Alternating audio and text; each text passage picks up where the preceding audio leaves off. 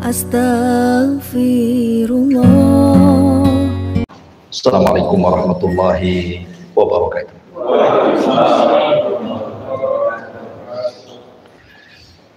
Alhamdulillah wassalatu wassalamu ala rasulillah wa ala alihi wa sahbihi wa mawalah wa la hawla wa la quwata illa billahi wa ba'du. Alhamdulillah, malam ini kita bisa duduk kembali di tempat yang insyaallah diberkahi Allah subhanahu wa ta'ala. Salawat dan iringan salam kita hadiahkan kepada Rasul kita Nabi besar Muhammad sallallahu alaihi wasallam. Pembahasan sirah Nabi kita terlanjutkan ke beberapa pembahasan. Mungkin malam ini kita khususkan kepada perjuangan dakwah Nabi. Bagaimana sulitnya Nabi itu berdakwah, supaya menjadi pelajaran bagi kita bahwa memikul dakwah itu bukan perkara yang ringan, dan kita bisa mensyukuri kita diberikan oleh Allah subhanahu wa ta'ala seorang Nabi yang sudah menghabiskan seluruh hidupnya untuk menyampaikan syariat Allah, tidak lain dan bukan kecuali untuk kita umatnya. Ma'asyiral muslimin yang dimuliakan Allah subhanahu wa ta'ala, kenapa Nabi sallallahu alaihi wasallam sangat dimusuhi? Padahal Nabi sallallahu alaihi wasallam itu selama 40 tahun itu sangat dipuji oleh orang-orang Quraisy. Jadi orang Quraisy itu senang kalau berjumpa dengan Nabi atau kumpul bersama Nabi, diajak bicara bersama Nabi, pokoknya menyenangkan Nabi. Tapi pertanyaannya, kenapa kemudian jadi berubah? Jadi orang-orang Quraisy itu yang tadinya cinta kepada Nabi berubah menjadi memusuhi Nabi. Padahal orang-orang yang tidak menyembah berhala itu bukan hanya Nabi saja. Di sana ada Waraqah ibn Naufal. Itu tidak pernah menyembah berhala dan dicintai oleh orang Mekah. Kemudian di sana ada namanya Zaid ibn Amr, ayahanda daripada Sa'ad ibn Zaid, salah satu dari 10 sahabat yang dijanjikan masuk surga. Itu pun agamanya Hanif, tidak pernah menyembah berhala, tapi dicintai orang Mekah. Kemudian di sana juga ada namanya Abu Amir, itu tidak pernah menyembah berhala. Kemudian ada Suwaid ibn Samit, itu pun tidak pernah menyembah berhala.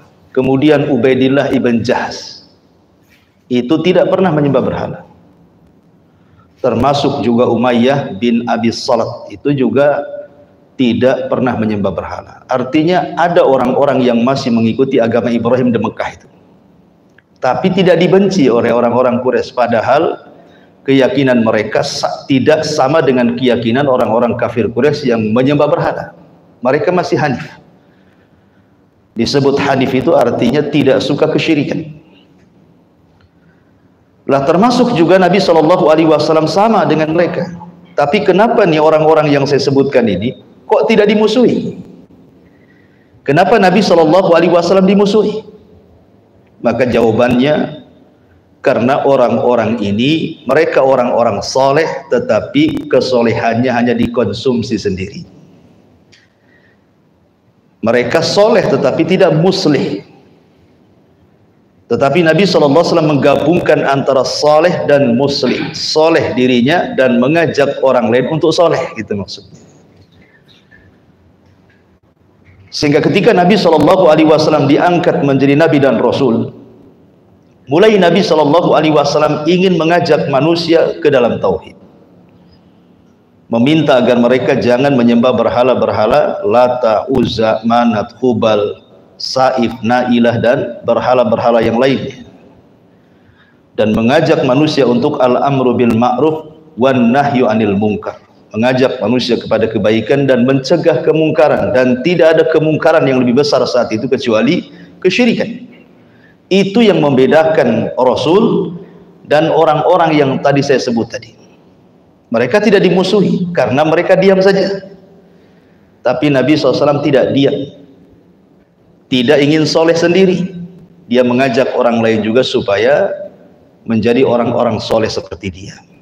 Itu yang mengakibatkan orang-orang Quraisy ngamuk jadinya. Ma'asyiral muslimin yang dimuliakan Allah Subhanahu wa taala, periode Mekah ini adalah periode yang sangat melelahkan bagi Nabi sallallahu alaihi wasallam. Bagaimana tidak, permusuhan Nabi itu bukan dari luar saja, bahkan dari dalam juga luar biasa. Makanya kalau kita menceritakan tentang kisah Nabi Ibrahim, itu banyak kemiripan dakwahnya dengan dakwah Nabi. Sama-sama ditentang orang dekatnya. Kalau Nabi Ibrahim ditentang oleh ayahandanya Azar, dia yang membuat patung, dia yang menjual patung, dia yang menyembah patung, dia yang mengajak manusia untuk menyembah patung yang dibuatnya. Kan logikanya nggak masuk. Tetapi Nabi SAW justru permusuhannya dari paman-pamannya. Yang pertama kali memusuh bukan Abu Jahal, ya, bukan pula Umayyah, Uqbah, bukan. Justru yang pertama kali musuh Rasul adalah Abu Lahab. Dan Abu Lahab itu pamannya. Siapa-siapa? Paman Nabi SAW, yang ketika Nabi SAW diperintahkan untuk berdakwah secara terang-terangan, dia kumpulkan seluruh kerabatnya di Bukit Safa. Abu Lahab yang kemudian pertama kali menentang dan mengatakan, tabban laka ya Muhammad sa'iral yaum, celaka engkau Muhammad satu hari ini. Untuk apa kau kumpulkan kalau hanya untuk ini, katanya. Kemudian dicaci maki Nabi. Tapi Nabi SAW itu akhlaknya baik. Tidak ada sejarah Nabi, baik dari awal diangkat sampai wafatnya Rasul membalas cacian orang. Ini akhlak namanya. Rasul itu tidak pernah membalas cacian orang. Kenapa? Karena bukan itu tujuan Nabi diutus. Bisa saja Nabi membalas cacian orang, kan? Tapi karena bukan itu hadafnya, tujuan Rasulullah SAW yang paling besar, bukan membalas cacian dengan makian, Rasul membiarkan dia dipaki, silahkan saja. Karena tujuannya ada yang lebih besar daripada itu. Karena rugi kalau kita seandainya kemudian melayani orang yang tidak suka dengan kita. Sampai kapan usia kita tetap berjalan dan orang yang menyakiti kita tidak ada habis-habisnya? Setelah orang ini, orang itu, setelah orang itu, orang, sampai kapan? Karena tiga hal yang pasti dilalui manusia itu: satu, dunia itu bukan tempat istirahat. Yang kedua, kita tidak mungkin selamat dari ucapan manusia. Yang ketiga, orang tidak mungkin selamat dari kematian. Sehingga manusia itu akan disakiti, akan lelah, dan akan mati. Itu kaidah hidup namanya, ya. Makanya Nabi SAW tidak pernah, nggak peduli dengan orang-orang yang mencaci maki dia, biarkan saja, ya. Tetapi Allah Subhanahu wa taala tidak demikian, karena dalam hadis qudsi Allah mengatakan, man 'ada li waliyan faqad adzantuhu bil harbi. Siapa yang memusuhi wali-waliku, maka dia musuhku. Makanya Allah tidak diam ketika Rasul dicaci. Allah turunkan satu ayat yang akan dibaca sampai kiamat dibangkitkan, tabbat yada abi lahabi wa tab. Ayat ini menjadi ayat celaan bagi Abi Lahab sampai kiamat, karena ayat ini tidak diselipkan di tengah-tengah Al-Baqarah. Ayat ini tidak diselipkan di tengah-tengah Ali Imran, jarang nanti orang baca. Tapi Allah sendirikan di surat yang paling pendek, bahkan menjadi surat favorit antum dalam sholat. Tabbat yada abi lahabi wa tab. Seolah-olah itu saja yang diturunkan, ya kan? Nggak pernah lam yakunil kepanjangan. Apalagi An-Naba, ya kan? Apalagi Al-Baqarah, semput lagi kita buat. Intinya bahwa Nabi SAW menghadapi musuh pertama adalah dari keluarga, dari Abu Lahab. Ya. Baru setelah itu dari berbagai macam Nabi SAW itu mendapatkan tantangan dakwah, dan itu dicatat ya yang penting-pentingnya. Seperti contohnya Nabi SAW kebiasaannya sering sholat di sekitar Ka'bah, sering sholat, dan Rasul kalau sholat lama di situ. Jadi Abu Jahal itu kemudian marah kepada anak-anak muda yang sedang duduk-duduk di sekitar Ka'bah itu. Masa kalian rela melihat si Muhammad sujud, ruku di depan kita seolah-olah mengejek kita, katanya. Kenapa kalian diam saja? Mereka mengatakan, lalu apa yang harus aku lakukan? Kami lakukan, wahai Abu Jahal. Maksudnya Abul Hakam, namanya dulu Abul Hakam. Ya. Kemudian Abu Jahal, kalau saya, katanya, nanti kalau seandainya ada waktu yang tepat, kalian akan saksikan, akan kubuat sesuatu kepada Muhammad. Aku akan tunjang lehernya saat dia sujud. Akhirnya pada waktu yang ditentukan, anak-anak muda sudah siap menyaksikan. Betul, Rasul datang, kemudian sholat di situ. Abdullah ibn Mas'ud radhiyallahu anhu sudah masuk Islam, tetapi Abdullah ibn Mas'ud kan masih lemah. Dia orang miskin, lemah, nggak bisa bantu. Tetapi kemudian Nabi SAW betul-betul sesumbarnya Abu Jahal di sebuah kenyataan. Ketika Rasul sedang sujud, dia datang, hampir kakinya menunjang leher Rasul, tiba-tiba dia terpental dengan sendirinya. Dia coba lagi, terpental lagi, lebih jauh lagi. Akhirnya orang-orang pun heran dengan kelakuan Abu Jahal. Kemudian mereka mengatakan, ya Aba Jahlin, masya'nu, ada apa dengan kamu? Kata Abu Jahal, wallahi inni ra'aitu khandaqan min nari wa haulan wa ajnihatan. Demi Allah, tiba-tiba diperlihatkan antara aku dan Muhammad itu sebuah parit yang sangat menakutkan, dan ada hempasan sayap yang menghempas diriku sehingga terpental. Dari sini sebenarnya Abu Lahab tahu ini mukjizat. Ya kan? Mukjizat bahwa Nabi tidak bisa disentuh. Ya. Tetapi karena kesombongan tetap saja dia memusuhi Nabi, tidak mau beriman. Sampai suatu ketika Abu Jahal mengatakan kepada anak-anak muda yang sedang berada di sekitar Ka'bah itu, siapa yang bisa menyakiti Muhammad saat dia sujud, aku akan berikan hadiah sekian dan sekian. Berdiri orang yang paling celaka di antara mereka, namanya Uqbah bin Abi Mu'ayth. Kata Uqbah bin Abi Mu'ayth mengatakan, ana ya Abul Hakam, serahkan kepadaku ya Abul Hakam. Akhirnya Uqbah pun pergi, tahu-tahu datang membawa salah jazur. Salah jazur itu kotoran unta yang masih berdarah. Ya. Jadi kalau kita sedang menyembelih kambing, kemudian kita belek perutnya, keluar usus-ususnya, itulah kotorannya. Di bawahnya itu loh kotoran unta yang masih berdarah itu. Betul-betul diletakkan di punggung Nabi SAW. Ya. Tidak ada yang membela Nabi ketika itu, karena memang belum banyak para sahabat. Dan masih lemah kondisinya kan. Yang membela Nabi SAW hanya Fatimah. Masih kecil itu pun, membersihkan salah jazur yang ada di Rasul. Kemudian selesai sholat, Fatimah mengatakan, ya abi ud'u ila haula, wahai ayahku, doakan kecelakaan saja mereka itu. Terpengaruhlah Nabi, akhirnya kemudian melaknat orang-orang yang ada di situ. Dilaknat, disebutkan namanya itu, Allahumma al'an li Abi Jahlin, Allahumma al'an li Uqbah ibn Mas'ud, Allahumma, semua disebut satu-satu. Kata Abdullah ibn Mas'ud yang menyaksikan peristiwa itu, dia mengatakan, demi Allah, orang-orang yang dilaknat Rasul saat penghinaan itu semua terbunuh di perang Badar. Allah hinakan. Ya. Dan begitulah Nabi SAW mendapatkan ujian dakwah berat gitu ya. Kita saja ketika berdakwah jangan lagi diletakkan kotoran, dimaki saja sakit hati kita kan itu ya. Dicaci, dimaki saja kita direndahkan, sudah mungkin resign dai itu, jadi dai itu. Tapi Nabi SAW sabar, karena memang bukan itu tujuannya, melayani mereka. Ma'asyiral muslimin yang dimuliakan Allah Azza wa Jalla, sampai pada akhirnya dengan kesabaran Nabi SAW membuahkan hasil. Banyak orang-orang yang masuk Islam, walaupun kebanyakan orang-orang lemah, seperti Bilal, Khabbab bin Arad, Sunairah, kan budak-budak gitu kan. Ada juga orang-orang mulia seperti Abu Bakar, kemudian Utsman, dan begitu seterusnya. Sehingga kemudian orang-orang kafir Quraisy ini sudah kehabisan akal gitu ya. Sudah kita siksa sahabatnya, bagaimana Bilal disiksa tidak murtad juga, bagaimana Khabbab disulut-sulut dengan besi panas pun tidak murtad juga gitu ya.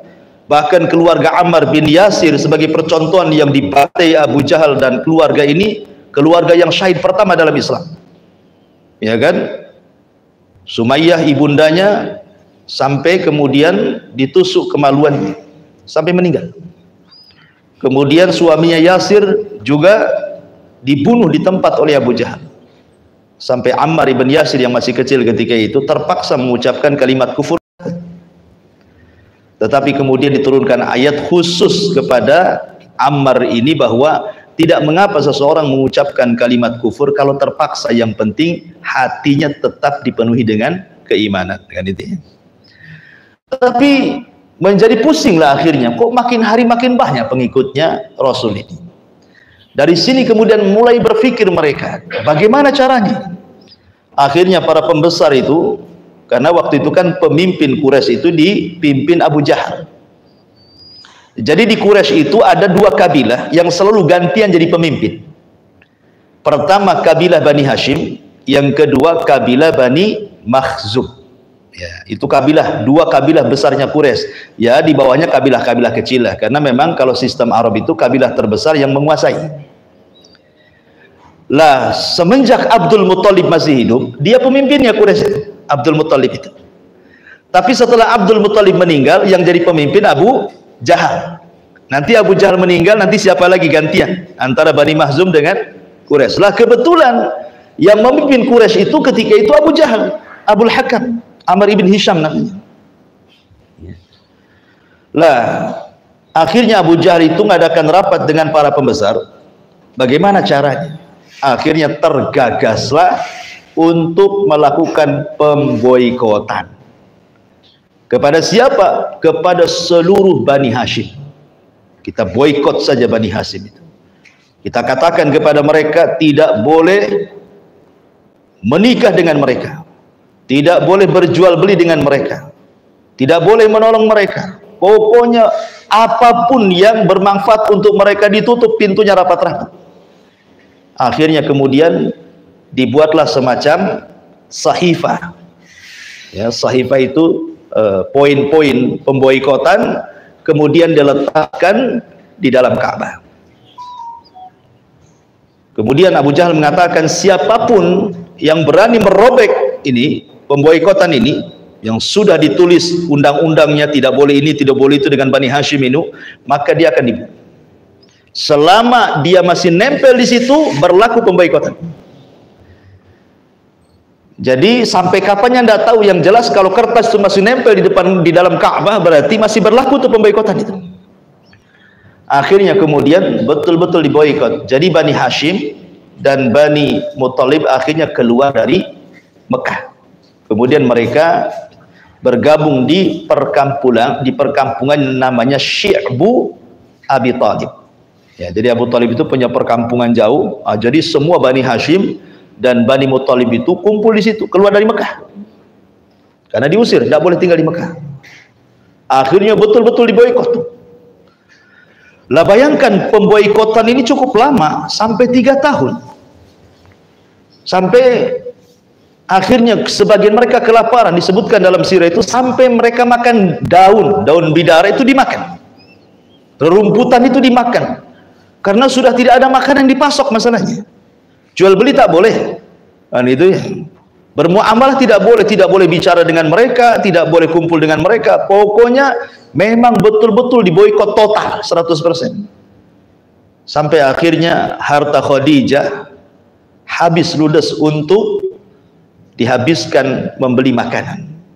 Ya, jadi terpaksa mereka membeli makanan di tempat lain yang harganya mahal. Akhirnya habis di situ duitnya untuk membela dakwah Nabi SAW. Cuman bagusnya Bani Hashim dan Bani Muthalib itu, walaupun sebagian mereka masih kafir, tapi karena jahiliyah itu sifatnya hamiyah, kesukuannya kuat, tetap saja mereka membela Nabi. Ya, padahal mereka musyrik, ya kan? Mereka tetap saja solid gitu ya. Ketika satu disakiti, satu kabilah ikut gitu modelnya itu. Itu namanya hamiyah jahiliyah. Makanya dilarang dalam Islam. Ya, seseorang itu melakukan hamiyah jahiliyah itu tidak diperbolehkan. Seperti sekarang umpamanya kan suku apa di negeri kita satu disakiti semua berontak gitu ya.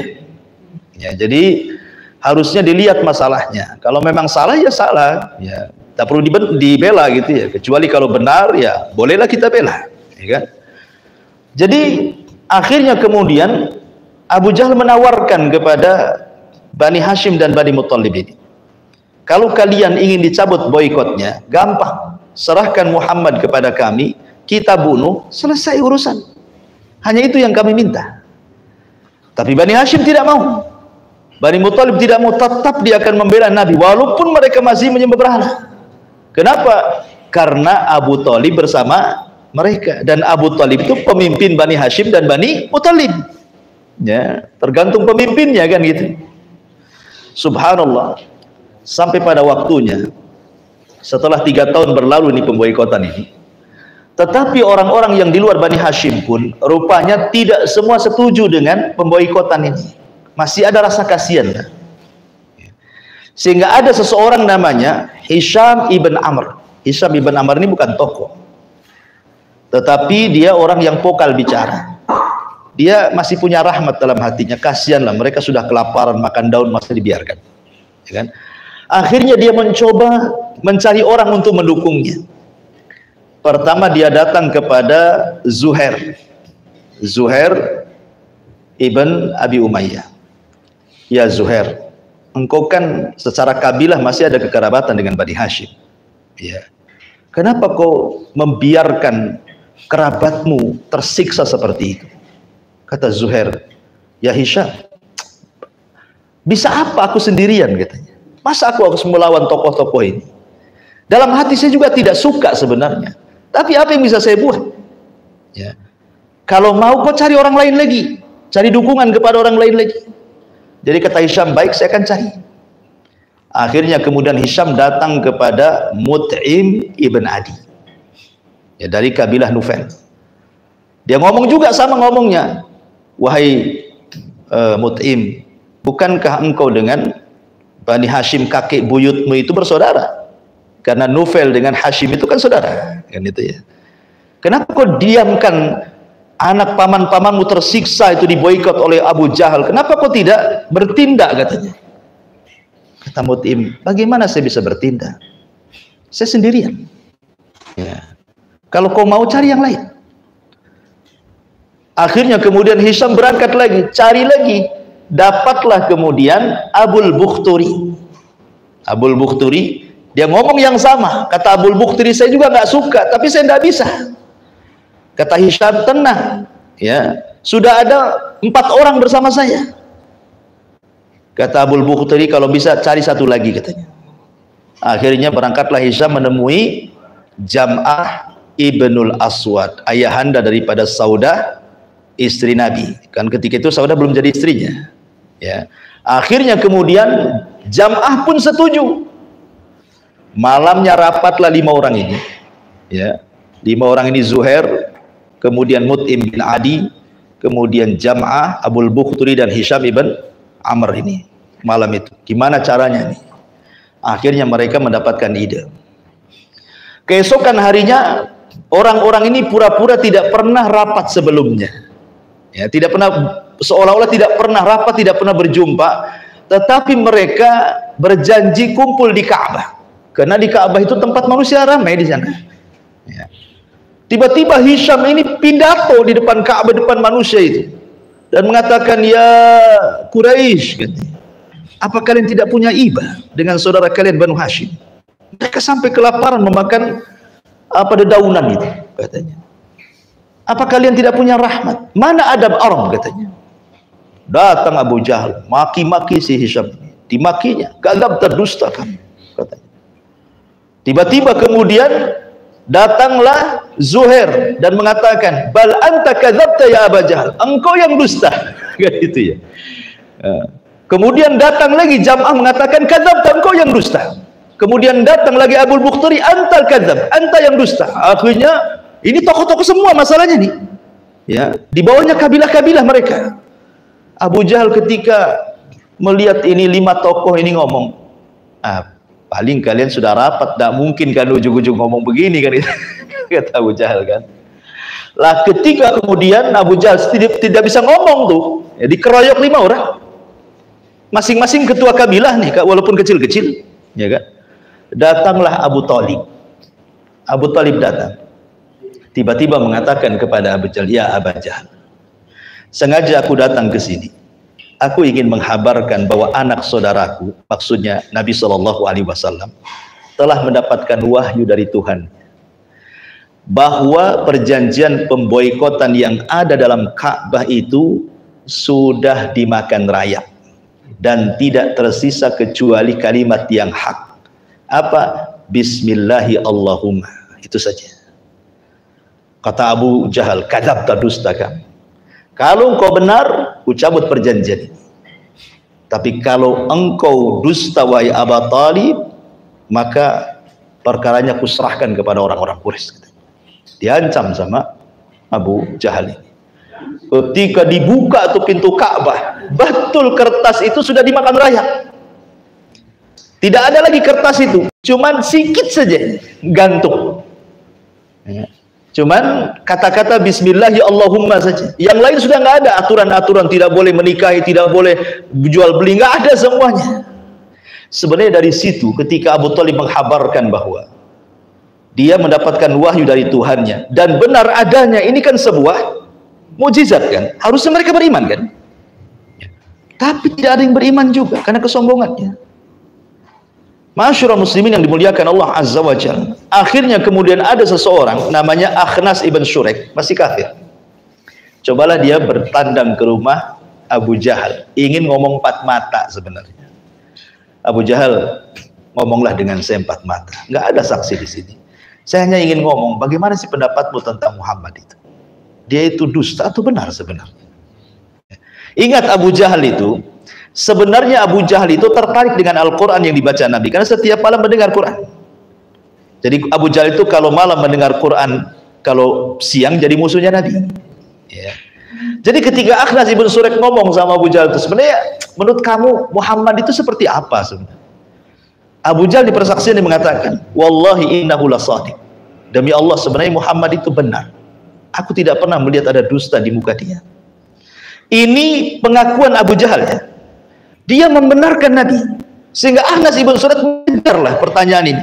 Loh, kalau engkau membenarkan dia sebagai Nabi dan tidak pernah berdusta dari lisannya, kenapa kau tidak jadi pengikutnya? Dijelaskan Abu Jahal. Begini Akhnas.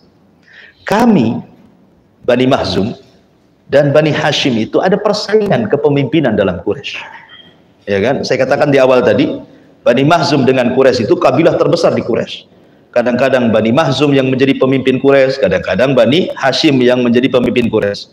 Dulu Abdul Muthalib yang menjadi pemimpin Quraisy dari Bani Hashim. Abdul Muthalib meninggal, jadi digantikan Abu Jahal dari Bani Makhzum. Dan begitu silih berganti.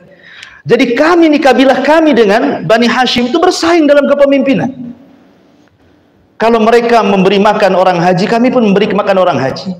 Kalau mereka kemudian memberi sesuatu kepada fuqara masakin, kita pun harus begitu. Kan begitu saingan partai kan? Harus begitu kan? Kalau partai bersaing kan harus gitu. Ya, cari pencitraan kan itu ya. Lah kami dengan Bani Hashim itu selevel. Masalahnya tiba-tiba Bani Hashim ngomong, lana nabi wa laysa lakum nabi. Kami punya nabi, kalian tidak punya nabi. Apa yang harus kami bantah? Takkan kami mengatakan kami juga punya nabi kan itu kan? Dari situlah maka kalau kami mengakui dia nabi, derajat kami turun dari Bani Hashim. Jadi gara-gara itu sebenarnya Abu Jahal tidak mau masuk Islam itu sebenarnya kan? Gara-gara hasad, ya. Dan kesombongan itu yang menjadikan terhalang hidayah kepada Abu Jahal. Sebenarnya kalau tidak ada dua perkara ini, hasad dan sombong, Abu Jahal itu masuk Islam. Cuman karena dua perkara, makanya kenapa hasad dan kedengkian itu dua perkara yang menghalangi terbesar dalam hidayah. Karena hasad sendiri penyakit pertama yang muncul di langit, hasadnya iblis kepada Adam, dan yang pertama kali di bumi hasadnya Qabil kepada Habil, kan begitu ya. Itu penyakit pertama. Jadi sebenarnya Abu Jahal mengakui gitu ya. Tetapi begitulah hasad dan kesombongan Abu Jahal, tidak mau beriman. Akhirnya kemudian setelah dicabut, maka Bani Hashim dan Bani Muttalib kembali ke Mekah. Kemudian mereka pun hidup normal gitu ya. Disinilah kemudian Abu Thalib diserang penyakit, kemudian sakit parah. Sebelum meninggal Abu Thalib ini mencoba ingin mendamaikan pembesar-pembesar Quraisy, Abu Jahal CS, dengan Nabi. Akhirnya Abu Thalib mengundang mereka di rumahnya. Datanglah Abu Jahal, Umayyah, Abu Sufyan, macam-macam pembesar Quraisy itu. Kemudian Abu Thalib ngomong kepada Nabi SAW, wahai anak saudaraku, tolonglah kau berdamai dengan mereka. Katakan sesuatu kepada mereka supaya jangan berlangsung permusuhan ini. Sudah cukuplah pemboikotan 3 tahun ini. Ya. Tapi Rasul mengatakan, baik, saya akan berjumpai mereka, tapi saya hanya akan bicara 1 kalimat saja. Kalau mereka mau dengan kalimat ini, maka kita damai. Akhirnya berjumpa. Ya. Kemudian mulailah berdialog di situ. Apa sih yang benar yang kalian inginkan, yang engkau inginkan wahai Muhammad, sehingga kami harus bermusuhan seperti ini? Kata Nabi SAW, sebenarnya saya hanya menghendaki 1 kalimat saja yang kalian ucapkan. Kalau kalian mengucapkan 1 kalimat ini, maka kalian akan menguasai seluruh bangsa Arab, bahkan di luar Arab akan beragama dengan kalimat ini. Ini janji saya. Kata Abu Jahal, apa kalimat itu? Sakti kali kalimat itu.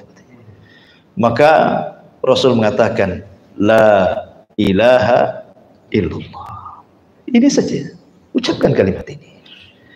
Orang-orang Arab paham kalimat ini. Ya. Kalau mereka sampai mengucapkan kalimat ini, secara otomatis mereka harus membuang berhala-berhala kan? Patung-patung harus ditumbangkan semua. Karena la ilaha itu penafian, tidak ada Tuhan yang berhak disembah illallah kecuali Allah. Jadi konsekuensinya mereka harus membuang Lata, Uzza, Manat, Hubal, Saib, Nailah dan yang lainnya. Jadi mereka akhirnya kemudian mengejek Rasul, kemudian bertepuk tangan dan mengatakan, kadzabta dustang wahai Muhammad. Apakah ini agama yang kau bawa? Aja'alal alihata ilaha wahid, inna hadza la syai'un ujab. Ya. Apakah kami harus membuang berhala-berhala yang banyak gitu ya? Ini agama yang baru ini.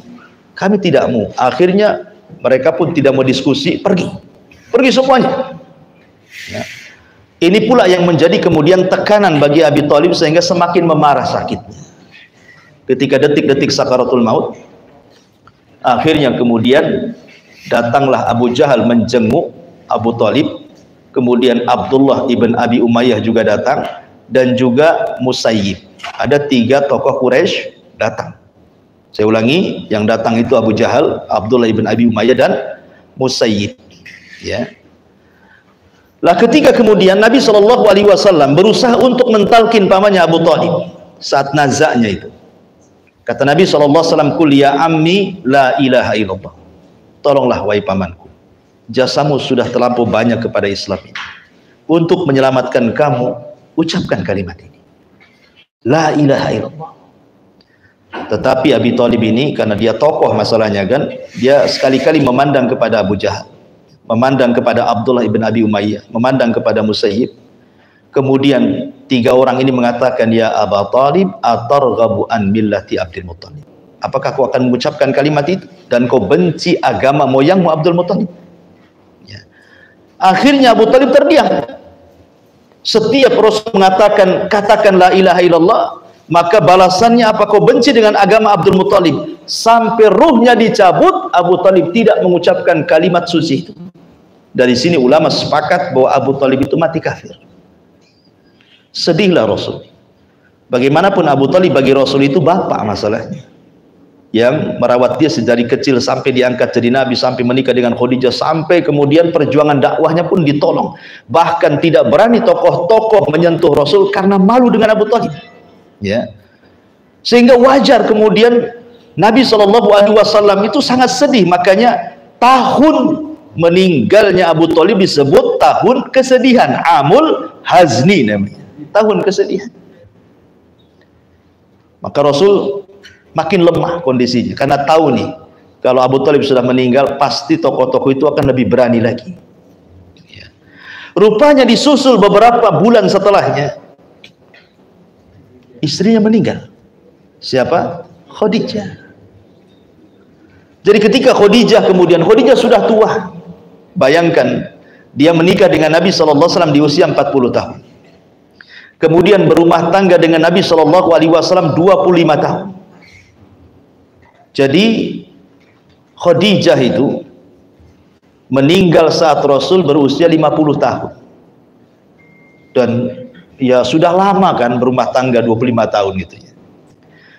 Jadi suatu ketika Khadijah ini memasakkan masakan yang enak untuk suaminya dengan lauk kesukaan Nabi gitu ya.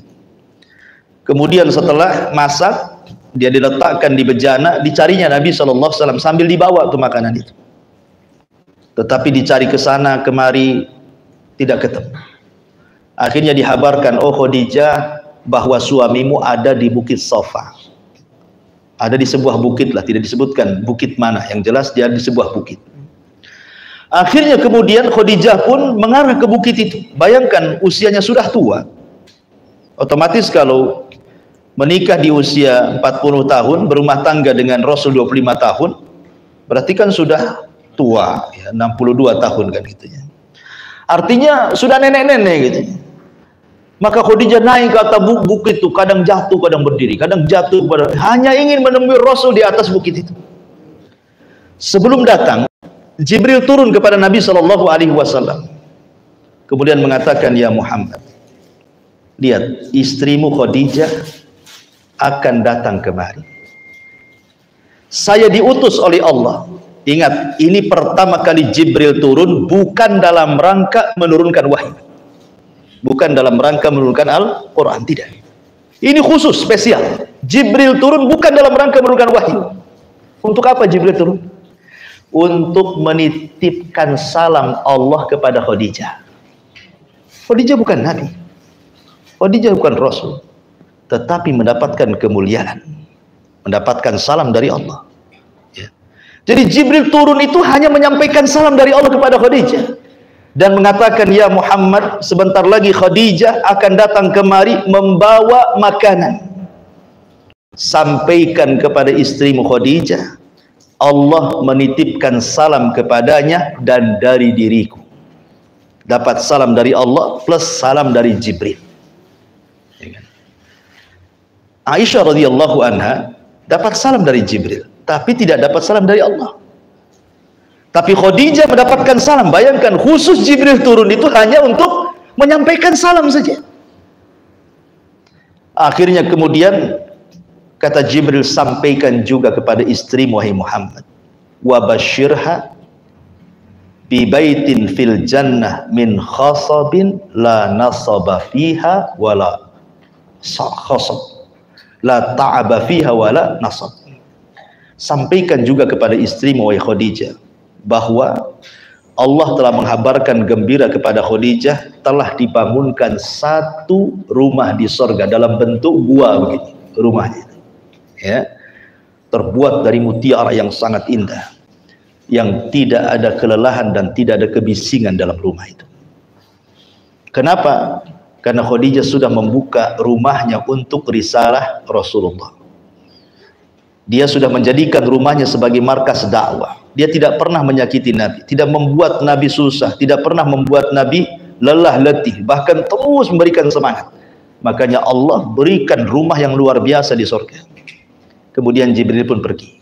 Betul, Khadijah datang. Ketika Khadijah datang, maka Nabi SAW langsung memeluk Khadijah, langsung dipeluknya.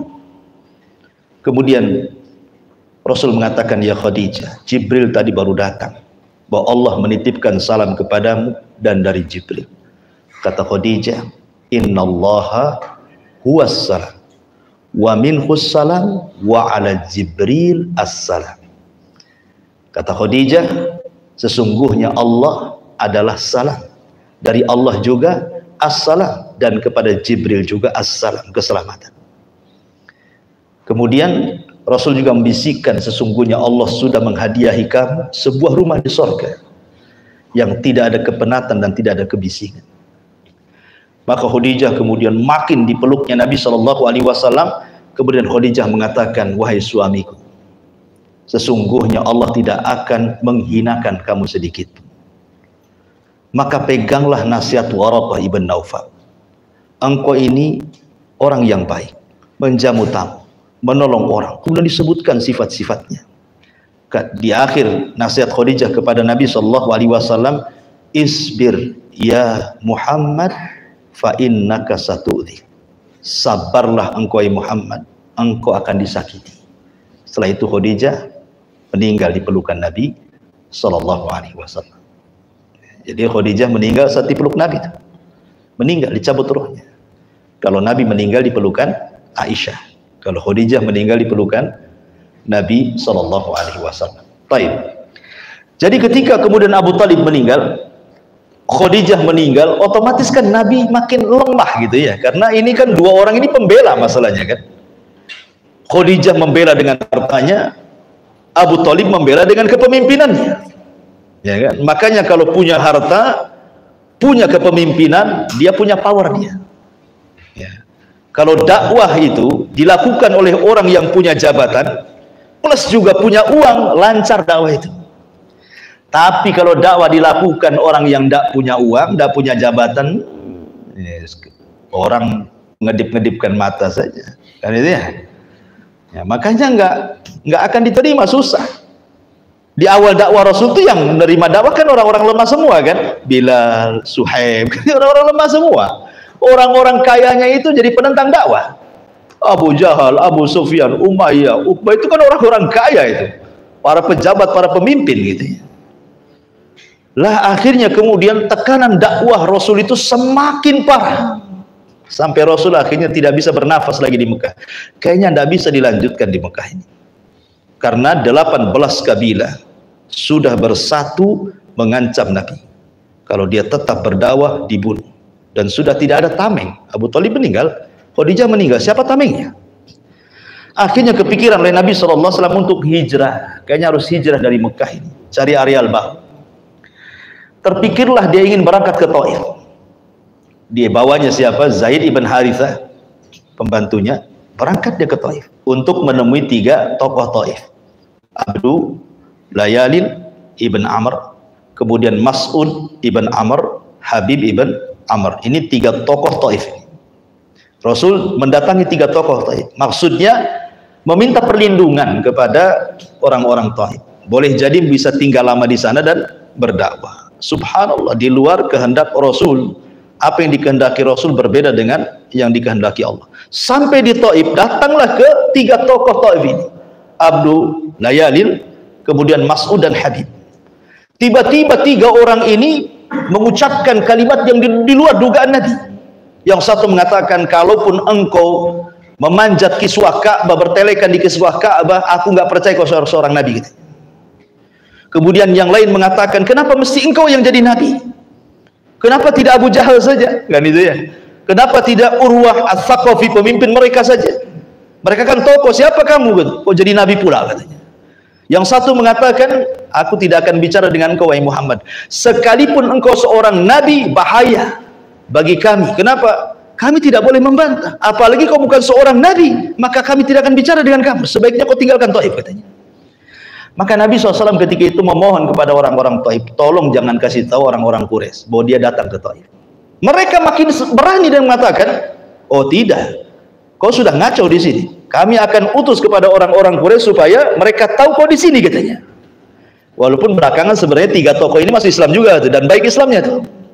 Ya, tapi di awal-awal dakwah kan musuh-musuhan biasa ya kan. Terpaksalah kemudian Rasul hanya beberapa hari kemudian harus keluar dari Taif. Itu pun dilempari, diusir, betul-betul diusir itu. Sampai dari anak-anak, perempuan, orang tua, laki-laki, semua musir. Bayangkan kita diusir satu desa, gimana? Kita tamu, habis itu diusir satu desa. Tidak cukup diusir saja, dilempari. Sampai Rasul itu harus lari, bayangkan 1 mil bersama Zaid ibn Harithah, sehingga Zaid berada di belakangnya. Takutnya kalau ada batu melayang, dia dulu yang kena tuh. Tapi Rasul pun tidak tidak lepas daripada batu-batu yang dilempari orang Taif. Berdarahlah badan Nabi SAW sampai akhirnya kemudian melewati sebuah perkebunan kurma milik dua anak dari Syaibah, namanya Utbah dan milik dua anak dari Rabi'ah. Rabi'ah itu punya dua anak namanya Utbah dan Syaibah. Lah, Utbah dan Syaibah ini kasihan karena melihat kondisi Nabi SAW dengan Zaid yang banyak lukanya, akhirnya disuruh istirahat di kebun kurmanya. Kata Utbah dan Syaibah, ya, istirahat di kebun saya saja. Lah, Utbah dan Syaibah ini punya budak namanya Adas, ya. Namanya Adas budak ini. Adas ini seorang Nasrani, ya. Jadi kata Rabi'ah ini, ya, kata Syaibah dan Utbah ini, wahai Adas, tolong ambilkan anggur, kasih dua orang itu. Kasihan sekali kondisinya, katanya. Akhirnya Adas mengambil anggur, diberikan kepada Nabi SAW. Ketika Rasul hendak makan, Rasul membaca Bismillah. Adas heran karena dia belum pernah mendengar kalimat itu, karena dia Nasrani, paham dengan kalimat itu, sehingga dia bertanya, setahu saya di negeri ini nggak ada yang mengucap kalimat itu, yang ada ya demi Lata, demi Uzza, demi Manat, kok kamu Bismillah pula kan itu, dari mana kau dapat? Lah, Rasul lebih heran kenapa dia bisa ngomong begitu. Jadi Rasul mengatakan, heh, kau namanya siapa? Saya Adas. Dari mana? Dari Nainawa, Irak. Kemudian Rasul mengatakan, Nainawa itu saya kenal Nainawa, walaupun saya tidak pernah ke sana. Kata Adas, bagaimana kau tahu? Nainawa itu tempatnya Yunus ibn Matta, Nabi Yunus ibn Matta. Kata Adas, makin heran lagi, kok kamu tahu tentang Yunus ibn Matta? Kata Rasul, ya, karena dia seorang nabi dan saya juga nabi. Oh, tiba-tiba Adas memeluk dan mencium jidat Nabi. Lah, Utbah dan Syaibah ini dari kejauhan, kok aneh, ngapain si Adas kok nyium-nyium kening orang itu, katanya. Jangan-jangan sudah terpengaruh pula dengan dia. Dipanggilnya si Adas itu. Kata Utbah dan Syaibah, ngapain kau cium-cium kening orang itu, katanya. Jangan-jangan kau sudah disetani sama dia, katanya. Gitu ya. Akhirnya kata Adas, demi Allah, kalian tidak tahu, tidak ada manusia terbaik kecuali dia, katanya. Dia telah menghabarkan kepadaku sesuatu yang tidak mungkin dihabarkan kecuali oleh seorang nabi, gitu ya.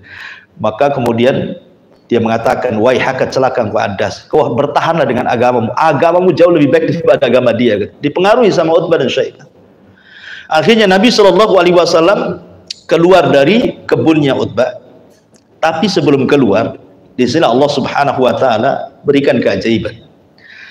Jadi ketika menginap satu malam di kebun kurma itu, kan ada cerita, setelah diutusnya Nabi, langit itu kan dijaga oleh Allah Subhanahu wa Ta'ala dengan adanya bintang-bintang. Kata Imam Qatadah, sebagaimana yang dikatakan Imam Bukhari dalam sahihnya, kata Qatadah rahimahullahu ta'ala, bahwa bintang itu berfungsi kepada tiga perkara. Pertama, zinatun lisama. Dengan adanya bintang, indahlah langit. Kalau langit tidak bertabur bintang, nggak akan indah langit itu. Ketika langit bertabur bintang, tak bosan kita melihatnya. Kemudian yang kedua, kata Qatadah, rujuman lisyayatin, sebagai pelempar setan. Setan itu di atas awan. Ini cerita jin sendiri.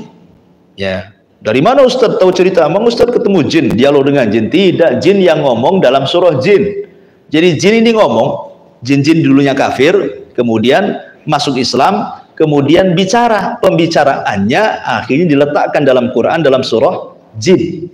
Ini yang ngomong nih jin, orang-orang jin-jin yang sudah masuk Islam. Kata jin-jin yang masuk Islam itu, kami di atas awan itu punya maqaidah sam, punya tempat pos-pos untuk mencuri dengar percakapan malaikat di langit pertama.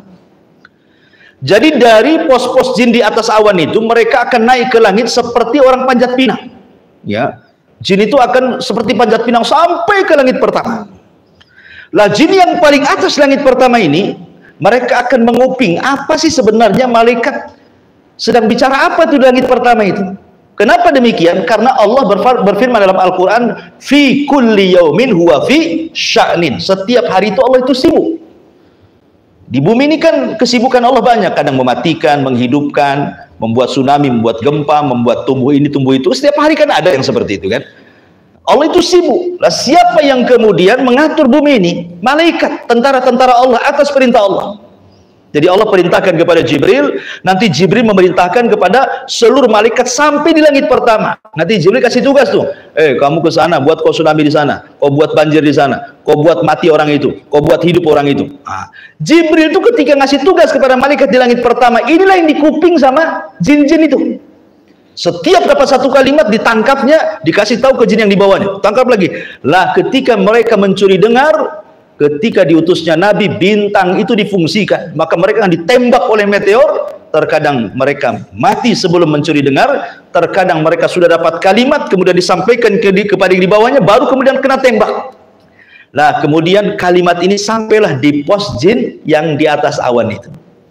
Lah jin yang di atas awan itulah yang kemudian turun ke bumi, cari siapa? Cari bomo, cari dukun, cari peramal, ya kan? Nih saya punya kalimat wani piro kan itu ya. Nih, ayo siapa? Nah, nanti mereka kerjasama dengan dukun tuh, ya, untuk dijadikan bahan ramalan, ya kan? Bahan ramalan. Jualnya bukan pakai duit, belinya pakai kufur. Kalau kau siap kufur, kau kasih kan gitu ya. Tapi ingat bahwa satu kalimat itu sudah dicampur adukkan dengan 99 kalimat dusta. Jadi kalau seandainya dukun itu meramal satu ramalan benar, maka kebetulan karena 99% ramalannya itu dusta. Coba kalau saya analogikan, ada orang meramal 100 ramalan, yang satu benar, yang 99 dusta. Sakti nggak dukun tuh? Ya enggak sakti lah ya, itu kebetulan namanya. Kecuali dibalik, yang 99 betul, yang satu dusta, itu baru sakti. Masa yang satu benar, yang 99 nggak benar dibilang sakti? Itu namanya kebetulan. Dalam bahasa akidah disebut istidraj namanya. Kebetulan saja dia, ya. Karena hakikatnya mereka pendusta. Antum pun bisa lah pura-pura meramal kan, nanti ada yang kebetulan tuh benar kan itu. Cuman masalahnya yang 99 itu tidak dipublikasikan, yang satu pula diviralkan. Nah, makanya akhirnya seolah-olah dukun itu ahli ramal, padahal banyak dustanya. Yang ingin saya ceritakan bahwa ketika jin-jin sudah tidak bisa manjat lagi ke langit, karena Allah fungsikan sebagai pelempar-pelempar setan, akhirnya tidak ada yang sanggup lagi mencuri dengar. Terpaksa mereka turun semua ke bawah, karena mereka takut mati. Sehingga iblis ini mengumpulkan jin-jin, ada apa? Anak buahnya mengatakan tidak bisa, ya, nggak ada yang selamat naik ke langit itu. Kata iblis, kalau begitu cari tahu, ada apa ini? Kenapa kok tidak bisa ditembus langit itu? Setelah jin-jin itu, lah salah satunya ada jin nasib, itu jumlahnya 8 jin, nyasar ke kebun kurma. Ketika Rasul pulang dari Taif itu, saat Rasul sedang sholat fajar, sedang sholat subuh. Jadi Rasul kemudian membaca Quran, 8 jin utusan iblis ini datang ke kebun itu. Kok ada orang baca Quran enak kali katanya. Ya. Akhirnya didengarkan betul-betul, berimanlah 8 jin ini. Lihat bagaimana Allah Maha Adil. Ketika orang Taif tidak ada yang beriman satupun, bangsa jin justru beriman. Dari mana Nabi SAW tahu di situ ada jin yang mendengarkan Quran dan beriman? Karena turun ayat. Allah kasih tahu, turunlah suratul jin. Qul uhiya ilayya annahu istama'a nafarun minal jinni faqalu inna sami'na qur'anan ajaba yahdi ila rusdi fa amanna bi ila akhiril ayat. Ya. Ketika diwahyukan kepada aku bahwa ada sekelompok jin datang mendengarkan Quran, kemudian mereka mengatakan amanna, kami beriman. Kemudian 8 jin ini pulang ke Yaman jadi dai dari kalangan jin. Ya. Dari sini kaidah bahwa kalau jin belajar kepada manusia jadi dai dia. Tapi kalau belajar ke jin jadi dukun biasanya. Ya. Maka tidak perlu belajar sama jin. Ya. Jadi akhirnya kemudian Rasulullah SAW sudah berhasil mengislamkan bangsa jin, dan 8 jin ini disebut jin yang paling mulia dari semua jin. Mungkin kalau dalam sahabat itu 10 sahabat yang dijanjikan masuk surga. Ini orang-orang sahabat-sahabat jin yang pertama-tama ini. Tetapi walaupun demikian, Nabi tidak pernah minta pertolongan kepada jin. Padahal pengikut jinnya banyak Nabi itu. Ya, Nabi tidak pernah meminta pertolongan kepada jin. Baik ketika perang Badar, baik ketika perang Uhud yang kalah gitu ya. Kalau Rasul mau, bisa saja kan dia minta pertolongan sama jin kan. Menang di perang Uhud. Ya. Artinya bahwa sekelas Nabi saja tidak pernah meminta pertolongan pada jin. Kok sekarang pula dukun-dukun yang menganggap dirinya wali gitu ya, kemudian bisa pula komunikasi dengan jin. Bahkan belakangan ada dukun yang bisa menggabungkan 4 energi katanya. Dia bisa menggabungkan jin, para dewa, kejawen, dan malaikat katanya. Hebat kali, 4 kekuatan itu katanya kan. Kemudian ngaku bisa menghidupkan orang mati lagi. La haula wala quwata illa billah. Ini memang nampak dustanya dukun itu. Baik. Kembali ke cerita. Akhirnya kemudian Nabi SAW ingin masuk Mekah, tidak bisa. Kan sudah diancam sama 8 kabilah ini. Kalau dia balik ke Mekah, matilah dia. Sementara adat istiadat Arab itu harus bisa mencari satu tokoh yang bisa melindungi. Akhirnya kemudian Rasul mengutus Zaid untuk menemui Akhnas ibn Syurek itu, dan mengatakan, ya Akhnas, kata Zaid, tuanku, maksudnya Rasulullah SAW meminta perlindungan kepada. Kata Akhnas, saya bukan orang Quraisy, saya tidak bisa. Kalau kau mau, datanglah ke Mut'im ibn Adi saja. Akhirnya kemudian datang kepada Mut'im ibn Adi, siap dia melindungi Nabi, dia orang baik ya. Akhirnya Rasul bisa masuk Mekah. Datang Abu Jahal marah-marah, hei Mut'im ya, kenapa kau melindungi si Muhammad itu? Apakah engkau sudah masuk ke agamanya? Kalau engkau sudah masuk ke agamanya, maka engkau pun kuusir dari Quraisy.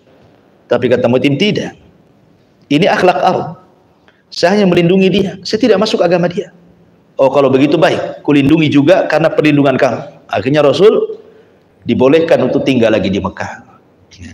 Nah, saat musim haji itulah kemudian Nabi SAW, karena tidak bisa lagi kan, nggak dibolehkan lagi berdakwah kan, hati-hati Rasul kembali kepada dakwatus sir jadinya, sudah terang-terangan balik lagi ke sir jadinya kan ya, karena tidak bisa terang-terangan lagi.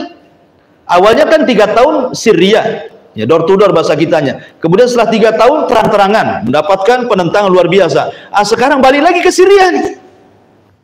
Lah ketika musim haji, maka Nabi SAW cobalah mendekati orang-orang yang bukan penduduk Mekah. Kan orang haji kan dari mana-mana. Lah kebetulan dari Madinah itu, ya, dari Madinah itu datanglah tokoh-tokoh Ansor yang masih musyrik dari kabilah Khazraj, datang ke Mekah haji. Sebenarnya tokoh-tokoh Ansor ini ketika masih musyrik, mereka sudah tahu maklumat kenabian, ya, tapi kan tidak tahu siapa nabinya. Cuman mereka sudah tahu. Dari mana mereka tahu? Dari sesumbarnya orang Yahudi. Karena di Madinah kan tempatnya Yahudi, Mekah kan nggak ada Yahudi. Madinah tuh mayoritas Yahudi di sana. Ada Bani Quraidah, ada Bani Kunaiko, ada Bani Nadir gitu ya. Dan antara Yahudi dengan Khazraj dan Aus yang belakangan akan jadi orang Ansar itu musuhan. Kadang perang, kadang bunuh-bunuhan gitu. Jadi orang-orang Yahudi itu suka sesumber kepada orang-orang Khazraj dan Aus itu. Awas saja kalau Nabi kami datang, habis kalian. Jadi orang-orang Khazraj dan Aus yang belakangan akan jadi orang-orang Ansar itu sudah tahu maklumat kan dari orang Yahudi bahwa akan ada Nabi. Itu maksudnya. Makanya ketika kemudian dia haji ke Mekah, kok di sini sibuk-sibuk ada orang ngaku Nabi. Penasaranlah orang-orang Ansar ini. Akhirnya ketemu dengan Nabi SAW, kemudian berbincang, dibacakan Quran, tertariklah mereka. Akhirnya mereka masuk Islam. 12 orang ini yang disebut dengan Nuqobaul Ansor, pemimpin-pemimpin Ansor, pengasas Islam di Madinah. Namanya Nuqobaul Ansor, 12 jumlahnya. Itulah yang melakukan pembaiatan Aqobah pertama, 12 orang. Karena pembaiatan Aqobah kedua 73 orang. Ya, bedanya dari segi jumlah, bayat Aqobah pertama memang sedikit, bayat Aqobah kedua banyak. Kemudian bayat Aqobah pertama tidak ada orang musyrik yang hadir. Bayat Aqobah kedua ada musyrik yang hadir. Siapa? Abbas, ketika itu belum masuk Islam. Kemudian bayat Aqobah yang pertama tidak ada perempuan. Bayat Aqobah kedua ada perempuannya. Kemudian bayat Aqobah yang pertama hanya sekedar perjanjian dalam bab agama, tapi bayat Aqobah kedua perjanjian ditambah untuk menolong Nabi. Dengan darah mereka, dengan harta mereka, dan mereka betul-betul dibaiat oleh Nabi SAW. Akhirnya mereka pun meminta untuk diutus seorang dai ke Madinah. Diutuslah siapa? Mus'ab ibn Umair. Mus'ab ibn Umair inilah yang sangat berjasa di kota Madinah. Kenapa? Karena gini ceritanya. Salah satu yang pertama masuk Islam itu namanya As'ad ibn Zurarah. As'ad ibn Zurarah itu yang pertama masuk Islam. Dia yang meminta kepada Rasul, kirimkan kepada kami seorang dai. Akhirnya dikirimkanlah seorang dai namanya Mus'ab ibn Umair. Orangnya ganteng, muda, kalau ngomong itu lembut, tapi juga orator, bagus ucapannya, supel dengan orang. Begitulah kalau Nabi ngutus orang, nggak sembarang, ya. Sampai ke penampilan pun tidak diutus Umar, ya kan? Diutus Mus'ab, ya, supaya belum ngomong, nengok mukanya saja sudah senang. Kalau antum hidup di zaman itu, saya kira nggak terpilih. Ya. Akhirnya kemudian Mus'ab ini diutus, nginaplah di rumah As'ad ibn Zurarah. Dengarlah tokoh Aus ini, ya, namanya Sa'ad ibn Mu'ad. Ya, Sa'ad bin Mu'ad itu tokohnya orang Aus. Kalau orang Khazraj namanya Sa'ad ibn Ubadah, sama-sama Sa'ad namanya kan. Jadi Sa'ad ibn Mu'ad ini ngomong sama Usaid ibn Hudhair, saudaranya. Usaid, sana ke rumahnya si As'ad. Saya dengar dia ada orang utusan Mekah bawa ajaran sesat katanya. Kau datang, kau usir dia. Akhirnya Usaid ibn Hudhair, masih musyrik ketika itu, datang ke rumah As'ad. Langsung marah-marah dia. Disuruh pulang yang Mus'ab bin Umair itu. Tapi Mus'ab ini kan sekali lagi orang cerdas. Dia mengatakan gini sajalah, objektif saja.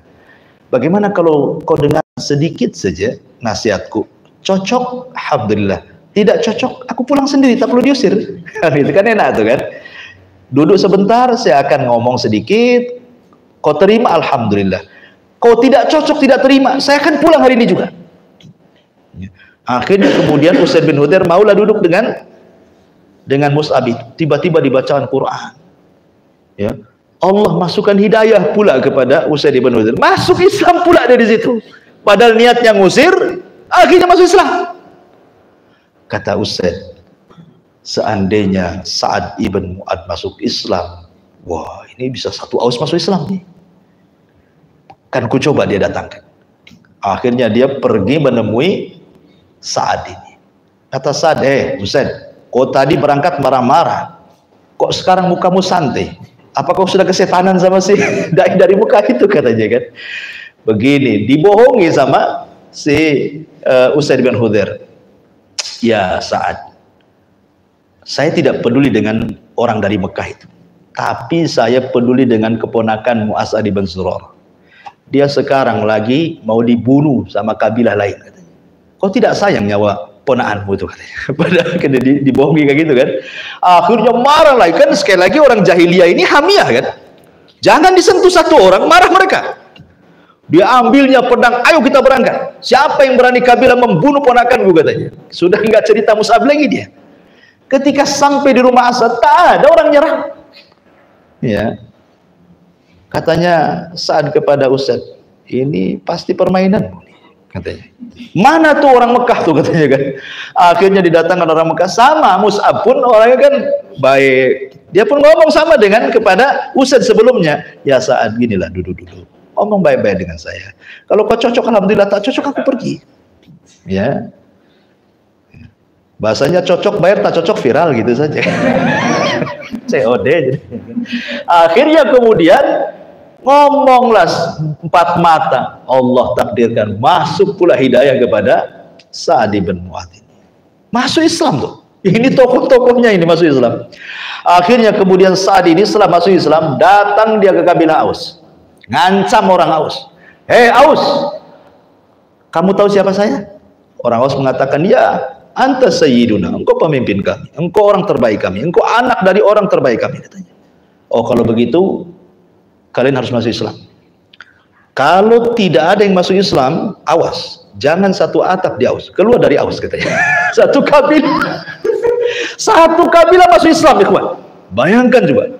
Makanya Sa'ad bin Mu'ad saat meninggal, aras Allah subhanahu wa ta'ala bergegar. 70.000 malaikat turun mengantarkan jenazahnya ke kuburan. Karena satu kabilah masuk Islam gara-gara dia.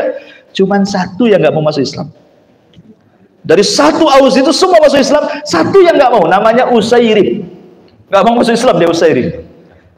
Tetapi Usairim ini belakangan masuk Islam. Masuk Islamnya gara-gara terpaksa. Ya. Jadi ketika perang Uhud, kan satu Aus terlibat. Jadi masa Usairim sendiri aja tak mau jihad, yang lain ikut perang. Akhirnya datang kepada Nabi, izinkan saya jihad. Saya bukan karena agamamu wahai Muhammad, saya ingin membela kabilahku, karena satu kabilah semua mau jihad masalahnya, katanya. Kata Rasulullah, nggak bisa, kamu kan masih musyrik gitu. Kalau kau ingin jihad, kau harus syahadat dulu. Mikir dia, daripada dia tak bisa ikut perang, bersyahadat dia di hadapan Nabi, masuk Islam, langsung perang, langsung mati syahid. Kata Abu Hurairah radhiyallahu an, setelah meninggalnya Usairim ini, saya kasih tahu kalian ya, siapa yang tahu sahabat yang tidak pernah sujud ruku walaupun sekali, mati masuk surga, kata Abu Hurairah itu. Sahabat, mana ada wahai Abu Hurairah, oh ini bercanda saja. Kata Abu Hurairah, ada. Abu Hurairah mengatakan, dialah Usairim, katanya. Usairim, dia masuk surga, tidak pernah sujud, tidak pernah ruku, syahadat, perang, mati. Itulah Usairim itu kan. Lewat tol. Ya. Jadi akhirnya satu Aus masuk Islam. Karena Khazraj ini sebelumnya kan sudah masuk Islam. Karena kan dari Khazraj duluan yang masuk Islam yang ke Mekah kan. Jadi mereka sudah nggak sulit lagi karena tokoh-tokoh mereka sudah masuk Islam. Belakangan kemudian Sa'ad bin Mu'adz ngajak Sa'ad bin Ubadah untuk masuk Islam. Akhirnya dua tokoh masuk Islam.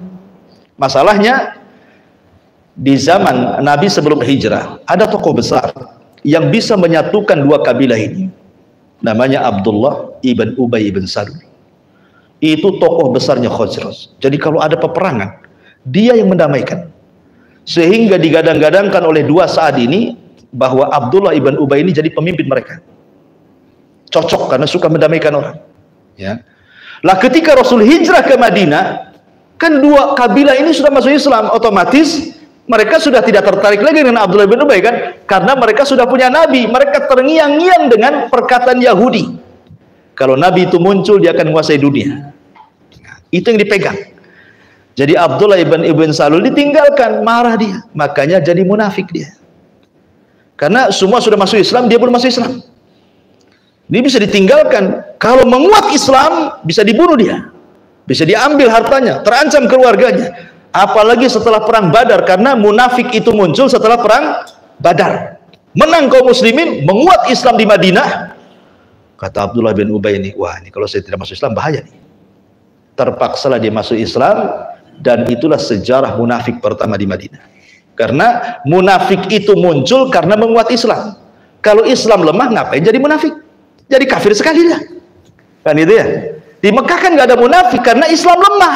Ngapain jadi munafik kan itu? Jadi munafik itu karena Islam menguat.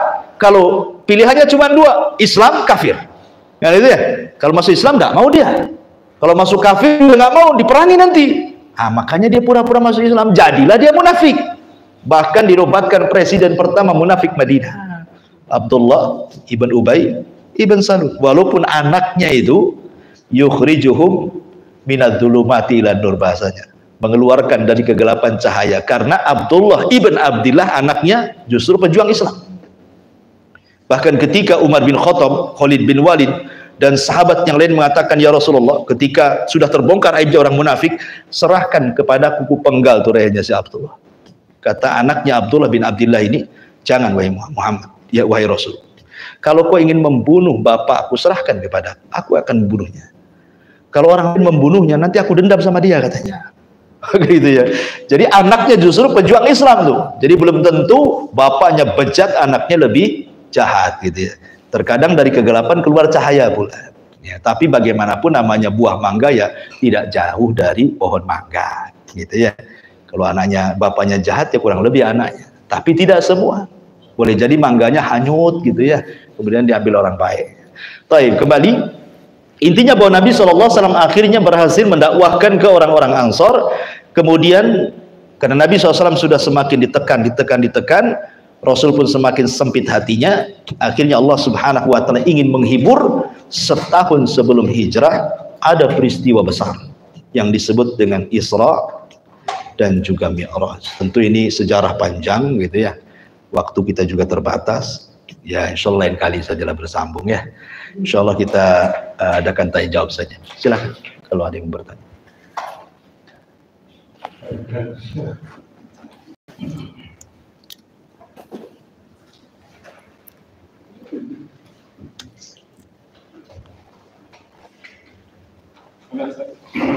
Assalamualaikum warahmatullahi wabarakatuh. Waalaikumsalam. Tadi dari penjelasan Ustaz ada 12 orang tokoh Madinah yang datang ke Mekah di musim haji. Nah, dan saya apa tujuan mereka datang ke Mekah? Apakah mereka melaksanakan ibadah? Seperti apa ibadahnya? Sementara kan juga belum menawarkan. Oke. Iya. Ya, alhamdulillah, haji itu syariatnya Ibrahim. Dan itu syariat yang tersisa sampai di zaman jahiliyah. Orang masih melaksanakan haji. Orang-orang jahiliyah masih haji. Orang-orang Arab khususnya haji. Makanya ini yang menjadi kemarahan Abroha. Abroha marah. Kan Abroha kan menguasai Najran Yaman. Ya, sementara Abroha bukan orang Arab. Abroha itu bukan orang Ethiopia, dia orang Habasyah. Datang karena permintaan Raja Nasrani Romawi, Syam. Karena ada orang-orang Nasrani dibantai oleh seorang raja namanya Dzunuwas, yang kisahnya disebutkan dalam surah Al-Buruj, namanya Ashabul Uhdud, ya kan? Kisah Ashabul Uhdud, ya kan? Nah, ketika kemudian ada yang selamat tuh dari pembakaran Dzunuwas dari 20.000 orang itu, Allah takdirkan satu selamat. Dia lari dari Yaman ke Syam, melaporkan kepada, karena Syam waktu itu adalah kerajaan terbesar Nasrani di dunia. Lapor, akhirnya marah. Ya sesama Nasrani kan membantu. Akhirnya karena Syam ke Yaman jauh, akhirnya Raja Syam menyurati Raja Ethiopia, Najasyi. Kau saja yang menghancurkan Najran itu. Kasihan saudara-saudara kita dibantai di sana. Bayangkan bagaimana ukhuwahnya. Sementara saudara kita di Palestina dibantai kadang-kadang, ya nggak sekuat mereka ukhuwahnya kan itu ya. Jadi akhirnya dikirimlah 2 jenderal, namanya Abroha Al-Asram, yang kedua Riyad. Riyad ini pemimpin pertamanya, Abroha ini pemimpin keduanya. Ya, dikirim 2 pasukan besar oleh 2 pemimpin ini, maka dibantailah orang-orang Yahudi Najran sampai ke akar-akarnya, karena mereka sudah membantai orang Nasrani. Kemudian rajanya diburu sampai lari ke laut dan tenggelam, Dzunuwas. Akhirnya kemudian berkuasalah Riyad, menguasai Najran Yaman. Lah Abroha ini iri, kan tidak mungkin dalam satu negara dualisme kekuasaan. Akhirnya dengan kelicikan Abroha dibunuhlah Riyad, jadilah dia raja Najran. Oh, marah tuh Najasyi di Ethiopia ini, kok bisa jenderalnya dibunuh? Abroha ketakutan, karena ketakutan untuk mengambil hatinya Najasyi, maka dia kumpulkan harta dari Yaman, kemudian tanah dari Yaman, dan rambut dia menunjukkan bahwa dia masih loyal kepada Najasyi. Setelah datang harta banyak dari Yaman, Najasyi pun kemudian masih tahu loyalitasnya Abroha, makanya dinobatkan Abroha sebagai cabang Najasyi di Yaman, kan itu ceritanya. Lah Najasyi kan bukan orang Arab, tidak bisa bahasa Arab. Dia melihat ke orang-orang Arab aneh. Oh, tiap tahun kok ke Mekah haji, ya, memuliakan Ka'bah. Akhirnya dia pikir, kenapa enggak kita buat saja agar mereka jangan sampai ke sana.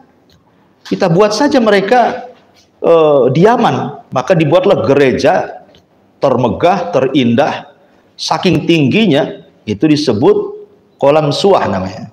Ya, kules namanya. Kules itu diambil dari kolam suah. Kolam suah itu topi, namanya bahasa Arabnya kolam suah itu. Jadi saking tingginya ini jatuh, gitu ya. Itu namanya kules tuh. Jadi kalau tinggi itu kalau kita pakai kopiah itu enggak ini sampai jatuh. Gini maksudnya. Itu namanya kules. Jadi itu gereja tinggi sekali, ya, dan megah sekali. Karena disupport sama Habasyah tuh untuk sekalian menyebarkan agama Nasrani kan itu. Tapi setelah terbuat gereja itu tak ada satupun orang Arab datang. Karena merubah keyakinan itu bukan merubah jari tangan begini, enggak kan itu ya. Tetap aja mereka tiap tahun ke Ka'bah, enggak ada yang datang ke gereja. Yang ada kabilah di Mekah marah. Diutus anak muda jalan kaki dari Mekah menghina gerejanya Abraha, berak pula dalam gereja. Ingat, ini bukan orang Islam. Boleh kita berak di gereja. Ini kan Islam belum ada. Orang musyrik ini, ya, datang ke gereja, berak pula dia di gereja, diberakin dulu gerejanya si Abraha itu. Taruh kotoran di situ, diletakkan surah. Marah Abraha kan itu ya. Makanya kemudian dia kirim pasukan gajah. Gajahnya nggak banyak, ada yang mengatakan 4 ekor, ada yang mengatakan 8 ekor. Itu pun dari Ethiopia, karena orang Arab nggak kenal gajah. Mereka nggak pernah kenal gajah. Sehingga makanya perang ini disebut Ashabul Fil itu karena aneh gajah itu. Bagi mereka aneh, kok ada binatang kayak gitu.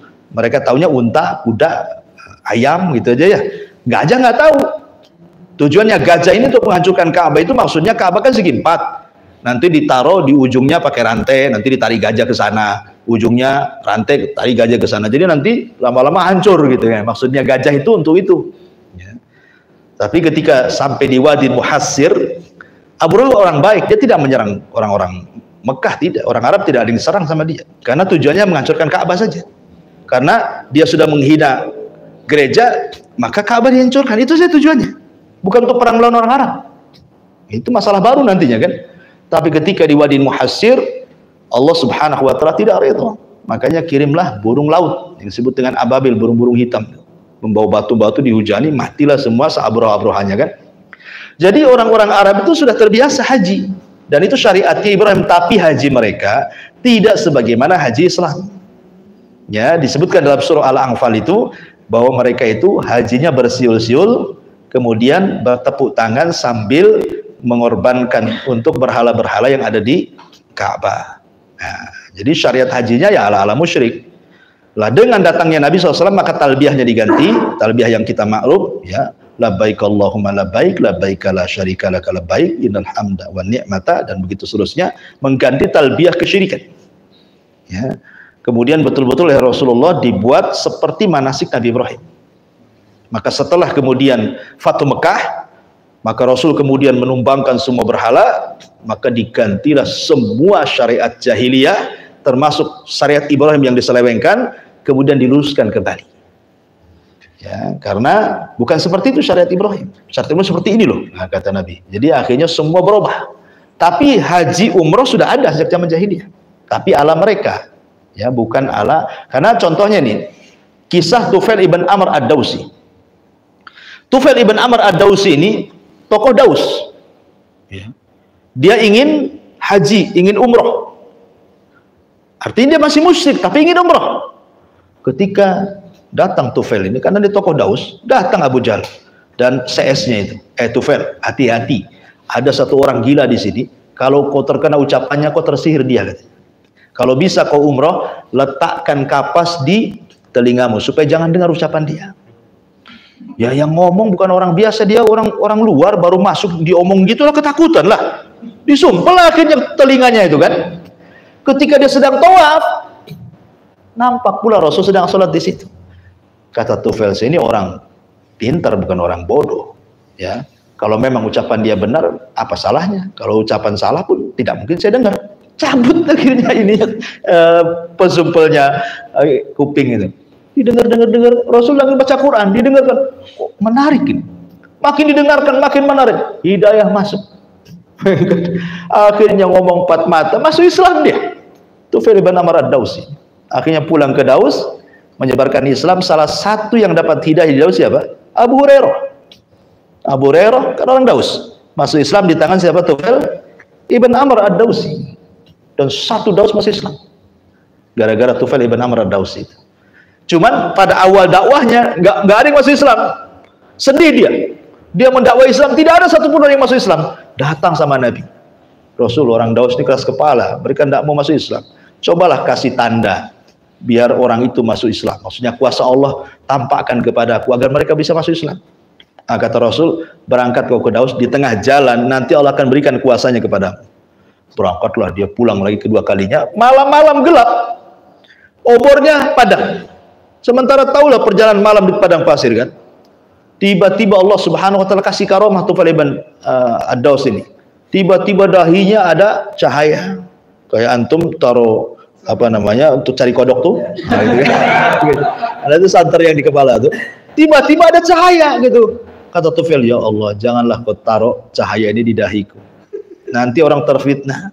Ya, akhirnya ditaruh di tangannya. Kemudian mengatakan, ya Allah, janganlah di tangan. Akhirnya diletakkan di mulutnya. Kalau ngomong tuh berkilau-kilau dia. Kalau ngomong tuh ada kilatan-kilatannya. Sebab itulah orang dosa masuk Islam. Tufail benar. Dia karomah. Ini betul karomah. Bukan karomah dari Shopee, keris karomah, tasbih karomah, nggak ada. Ini betul-betul karomah. Ya, itulah namanya. Tapi apakah semua wali punya karomah? Ya tidak. Tidak semua wali harus ada karomahnya. Dan bukan berarti wali yang tidak punya karomah tidak lebih mulia daripada wali yang punya karomah, tidak. Para sahabat itu wali-wali Allah, ya kan? Juga banyak yang tidak punya karomah. Ya. Sementara para tabi'in banyak yang dapat karomah. Contoh namanya kisahnya Abu Ayyub As-Sikhtiyani. Abu Ayyub As-Sikhtiyani seorang perawi hadis, ya. Itu ketika safar dari tempat dia ke Mekah, ya, kehabisan air. Kemudian orang-orang pusing nih, bagaimana kalau air habis, kita akan mati di padang pasir. Datanglah kepada Abu Ayyub As-Sikhtiyani, ya Abu Ayyub, gimana solusinya? Kata Abu Ayyub gini, saya akan cari solusi, tapi kalau berhasil jangan ceritakan. Saya tidak mau ada cerita tentang ini. Maka mereka dibaiat untuk tidak bercerita. Akhirnya berjanji tidak bercerita. Kemudian Nabi Ayyub As-Sikhtiyani menghentakkan kakinya ke padang pasir, keluar air. Ya kan? Itu kan karomah tuh. Kalau kaki antum dihentak-hentakan nggak akan apa-apa itu bumi itu. Tak ada keluar air, yang ada sakit kaki. Ya, tapi itu karomah. Apakah kemudian kita katakan Abu Ayyub As-Sikhtiyani lebih mulia dibandingkan Abu Bakar? Kan enggak. Ya, artinya wali yang punya karomah dengan yang tidak punya karomah itu bukan berarti yang punya karomah lebih mulia, tidak. Karena bagaimanapun sahabat jauh lebih mulia walaupun tidak punya karomah, ya kan? Ya, karomah itu kan kekuasaan Allah saja. Wallahu a'lam. Ya. Waalaikumsalam. Saya mau nanya itu satu, ada tadi Husairin kan juga lewat jalan tol itu. Iya. Kalau nggak salah ada ahli ibadah kan masuk neraka di kubur itu ada. Dia ahli ibadah meninggal juga di situ, tapi masuk neraka. Itu kisahnya seorang mujahid. Tidak disebutkan dalam perang apa. Ya. Cuman ketika dia berperang, dia membunuh banyak orang musyrik. Sehingga sahabat memuji dia. Dia mati syahid dan pasti masuk surga. Sahabat sampai cemburu. Ya, jadi di sekitarnya banyak orang musyrik meninggal dan dia baru meninggal. Kemudian Rasul mendengar, kata Rasul, dia tidak masuk surga, dia di neraka. Kata Rasul. Sahabat heran. Kalau tidak percaya, kata Rasul, perhatikan lukanya. Gitu kan? Perhatikan lukanya. Rupanya dia melihat tombak yang menembus sampai sini. Biasanya kalau orang kena tombak tidak sampai menembus, berarti memang sengaja ditembuskan. Dia terkena tombak, tidak tahan sakit supaya cepat mati, ditembuskan. Jadi dia mati bukan karena kena tombak musuh, tapi karena bunuh diri jatuhnya. Karena bunuh diri. Dan ada hadis yang mengatakan bahwa orang yang bunuh diri itu dikekalkan di neraka. Tetapi kata para ulama ketika membahas tentang maksud kekal ini apa? Apakah seperti orang musyrik kafir? Tidak. Maksud kekal itu ada dua makna. Maksud kekal itu kekal selamanya, ataupun makna kekal itu lama di neraka tetapi tetap juga akan dikeluarkan di neraka. Itu maksudnya lama, tapi seperti kalimat begini, la yadkhulul jannah mudminu khamrin. Tidak akan masuk surga orang yang gemar minum khamar, wa musaddiqun bisihri wa qati'ur rahimi. Kata Rasul, 3 orang tidak akan masuk surga. 1, penggemar khamar. 2, percaya dukun. 3, pemutus silaturahim.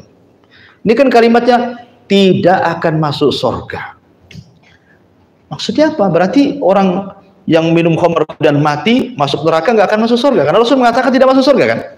Artinya apakah maknanya tidak akan masuk surga selamanya? Nah, sebagian ulama mentakwil maksudnya tidak akan masuk surga. Maksudnya tidak akan masuk surga bersama orang yang awal-awal. Berarti dia yang akhir-akhir, itu maksudnya. Ada yang memaknai seperti itu.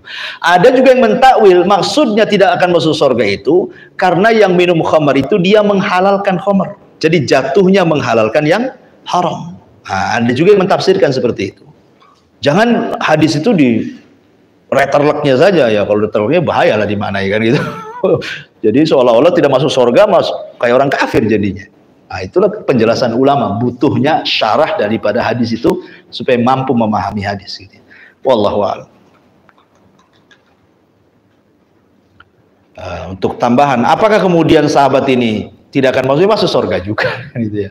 Cuman ya tadi ya mungkin kan bunuh dirinya dia harus diadab dengan bunuh dirinya dulu, dosa bunuh dirinya dulu itu.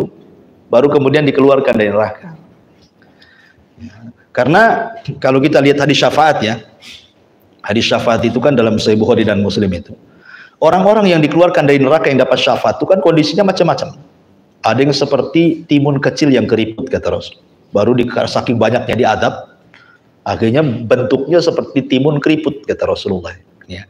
Ada juga yang bentuknya dikatakan jahanamiyun. Ya, jahanamiyun itu karena lamanya di jahanam sampai orang-orang ahli sorga menyebutnya jahanamiyun, orang-orang ahli jahanam. Ya. Ada juga yang sudah jadi arah, bentuknya hitam dari kaki sampai kepala gitu ya, sudah nggak bentuk lagi. Ya, dikeluarkan dari neraka. Ada juga yang sudah jadi debu. Sudah jadi abu, dibakar jadi abu gitu ya. Kemudian abunya diambil, dimasukkan ke sungai kehidupan, baru tumbuh lagi dan masuk surga. Nah, itu orang-orang dapat syafaat. Ya, dan ketika kita bahas di syafaat itu kan ada 4. Rasul sujud itu kan 4 kali. Pertama dia sujud. Lama sekali ketika Adam tak bisa, Nuh tak bisa, Ibrahim tak bisa, Musa tak bisa, Isa tak bisa. Rasul mengatakan, analah saya coba. Dia sujud, lama sekali sujudnya. Maka Allah mengatakan, angkat wahai Muhammad. Katakan kau didengar, minta kau diberi, mintalah syafaat, kau aku beri syafaat. Kemudian Rasul mengatakan, ya Rabb, umatku banyak yang masuk neraka. Berikan syafaat kepada mereka. Kata Allah, kalau begitu temui umatmu. Siapapun yang punya keimanan sebiji gandum, ambil dari neraka, masukkan ke surga. Kata Rasul, berapa banyak ya Rabb? Sebanyak-banyaknya, kata Allah, tanpa terbatas. Tapi Rasul SAW setelah pergi menyelamatkan orang-orang ini, yang 1 biji gandum punya keimanan itu, nggak puas Nabi, datang lagi, sujud lagi, ya, lama sujudnya. Kemudian kata Allah, angkat wahai Muhammad kepalamu, minta kau diberi, ngomong kau didengar, mintalah syafaat kau berikan syafaat. Kemudian kata Rasul, ya Rabb, kayaknya masih ada di antara umatku yang masih masuk neraka. Berikan syafaat kepada mereka. Maka Allah mengatakan, kalau gitu pergilah siapapun yang punya keimanan sebiji atom. Nah, kalau kan tadi sebiji gandum, lebih kecil lagi atom. Tahu atom? Atom ini maksudnya kalau ada jendela terbuka, cahaya matahari masuk, kan ada tuh debu-debu yang di titik-titik cahaya tuh kan. Itu kalau nggak ada cahaya nggak nampak titiknya. Dia baru nampak kalau ada cahaya matahari masuk ke jendela. Nah, baru nampak, itu atom namanya itu. Kalau ada orang keimanan setitik itu, keluarkan dari neraka.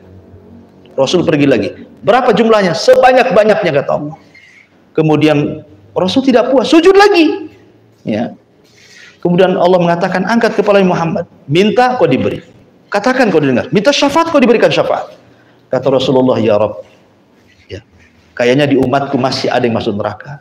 Kata Allah, kalau begini kau berangkat lagi, cari umatmu yang punya keimanan lebih kecil, lebih kecil, lebih kecil 3 kali, lebih kecil, lebih kecil, lebih kecil dari biji atom. Kan gitu, nggak nampak lagi gitu ya. 3 kali lebih kecil, 3 kali lipat lebih kecil dari atom. Keluarkan mereka dari neraka. Akhirnya Rasul pergi, diselamatkan lagi. Nggak puas juga Nabi, sujud lagi. Karena gitu dalam hadis Bukhari, antum bisa baca dalam hadis Bukhari atau redaksinya Muslim, kurang lebih itu lafadznya. Akhirnya kemudian Rasul sujud lagi, kata Allah, bangkit wahai Muhammad, katakan kau didengar, minta syafaat kau diberikan syafaat, mintalah kau akan diberi. Akhirnya kemudian Rasul mengatakan, ya Rabb, kayaknya umatku masih ada yang masuk neraka. Bisa nggak kau keluarkan dari api neraka orang yang dalam hatinya terdapat kalimat la ilaha illallah. Oh, kata Allah, itu hakku bukan hakmu. Tanpa kau minta pun sudah kau keluarkan mereka. Dari sini Rasul mengatakan ketika ditanya oleh Abu Hurairah tentang syafaat, Apa kata Nabi SAW? As'adun nas bi syafa'ati yaumal qiyamah man qala la ilaha illallah. Makanya kalau kita melihat hadis akhir zaman, hadis dari Hudzaifah bin Yaman itu. Ketika Hudzaifah bin Yaman berkata, ditanya, ya Hudzaifah, kau kan orang yang tahu rahasia Nabi tentang akhir zaman, ya. Ceritakan sebuah hadis kepada aku. Kata Hudzaifah, iya, nanti di akhir zaman Quran itu akan diangkat, sehingga kalau kita baca mushaf nggak ada isinya. Orang yang tadinya hafal di dadanya hilang hafalannya, nggak ada Quran lagi nanti di akhir zaman, karena tulisannya hilang, hafalannya hilang, ya. Kemudian kata Hudzaifah, tetapi nanti di akhir zaman orang-orang tuanya, bukan muda-mudanya, yang tua-tuanya masih mengucapkan la ilaha illallah. Itu yang mereka hafal. Karena Quran sudah dihilangkan, sehingga yang mereka hafal cuma kalimat la ilaha illallah. Kemudian Hudzaifah ditanya lagi, apakah mereka paham kalimat itu? Maka Hudzaifah mengatakan, orang-orang tua di akhir zaman tidak tahu apa kalimat itu. Mereka hanya dengar nenek moyangnya pernah ngomong begitu, maka mereka mengucapkan kalimat itu. Maka orang ini mengatakan, apakah bermanfaat kalimat itu pada hari kiamat ya Hudzaifah? Mereka kan hanya taklid, ikuti nenek moyang mereka saja. Maka Hudzaifah mengatakan, iya, kalimat itu akan bermanfaat bagi mereka pada hari kiamat. Jadi la ilaha illallah itu kalimat yang sakti, ya kan? Bisa menyelamatkan, minimalnya orang tidak dikekalkan selamanya di neraka. Wallahu a'lam. Ya, saya kira cukup ya, sudah agak larut malam, sudah jam 11 nih. Subhanallah bihamdika, asyhadu an la ilaha illa anta astaghfiruka wa atubu ilaik. Allahu ta'ala alam. Assalamualaikum warahmatullahi wabarakatuh.